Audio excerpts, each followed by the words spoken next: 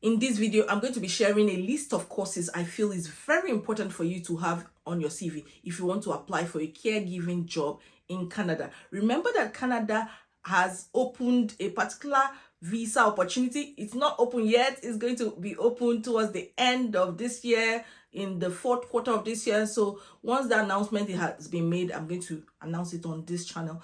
But you have to prepare all your documents, and I feel it's very important for you to prepare the courses or trainings that are needed for caregivers in Canada. Without it, you might not be able to get a job offer, and without getting a job offer, you might not be able to submit a visa application that will be approved. So I felt it's so important for you to know the courses that you might need for this.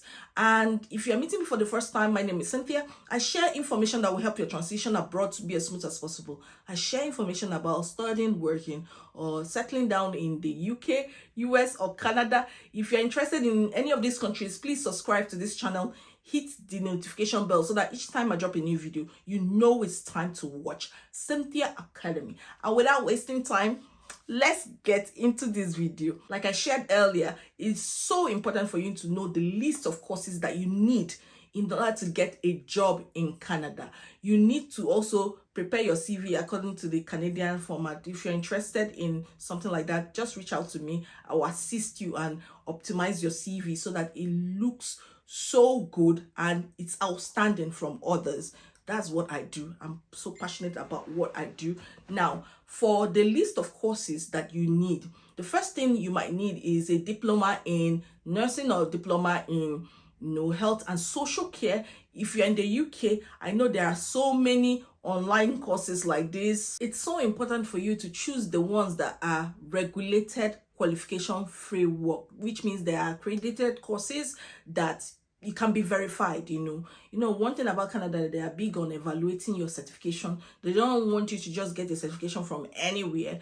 I know I shared something on one of my videos about the cheap ones that you can do, but it's so important for you to check whether that particular course you are carrying out on Reed or somewhere else is regulated, and accredited, so that you won't have a certificate and they will say, oh, we don't accept this. It's not equivalent to anything. So if you are choosing a diploma in health and social care level 3 and above, I think it's something that you can add to boost your employment. Remember that they might not want you to have it's not compulsory that you must have a care certificate, but if you have it, is an added advantage to your job application.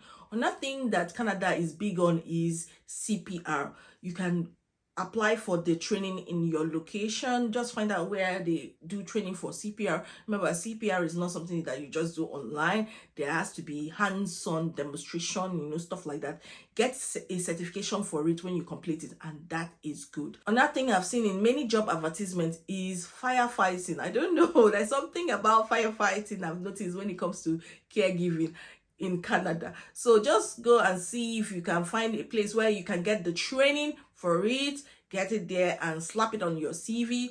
Perhaps you can try maybe Allison, or you can try many other job sites. I don't know whether they might have something like that is not, that is not hands-on. If you are struggling to get any hands-on one around your location in your home country, I think it's something that you can explore. I've seen it on some job sites and I felt I should make mention of this.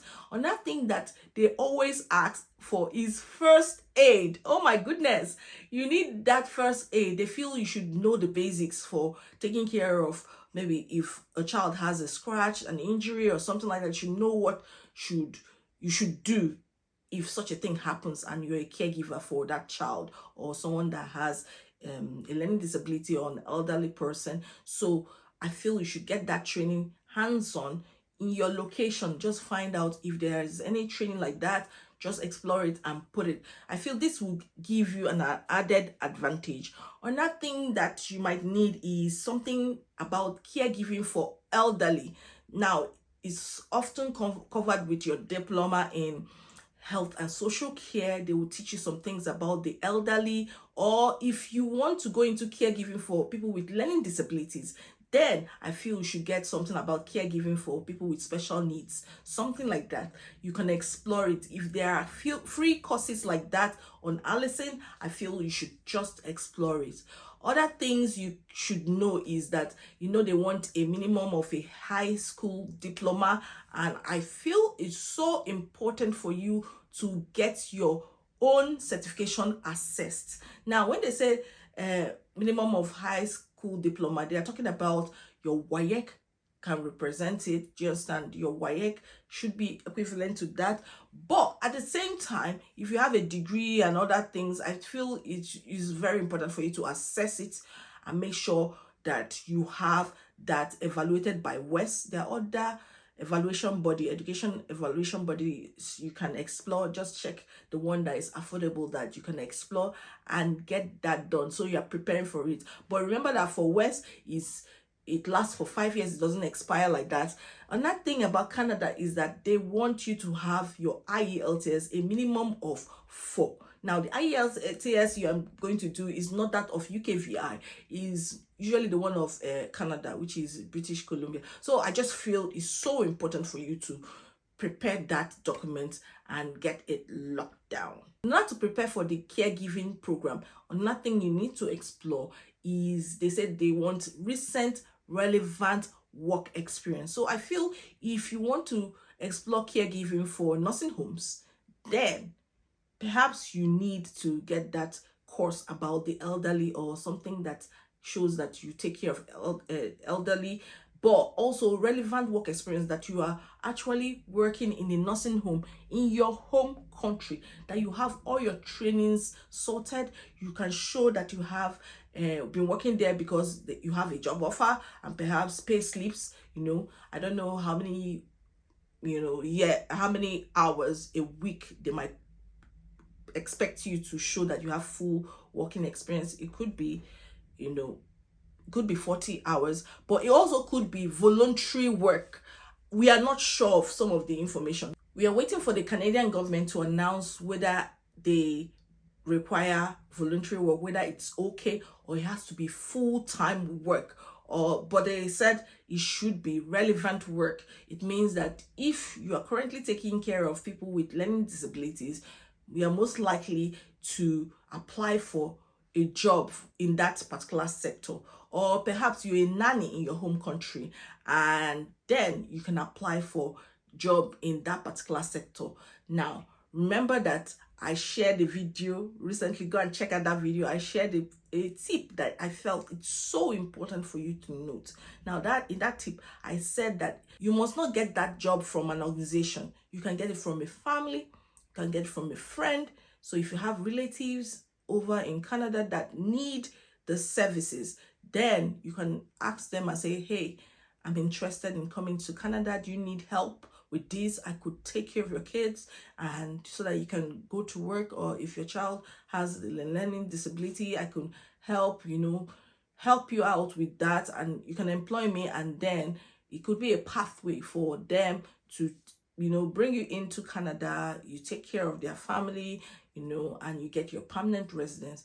And the reason for this particular opportunity that they are trying to explore towards the end of this year is because they've noticed some abuse of the system. If you listen to Mark Miller, he explained that there has been this abuse of the system, and they felt that carers in Canada deserve better.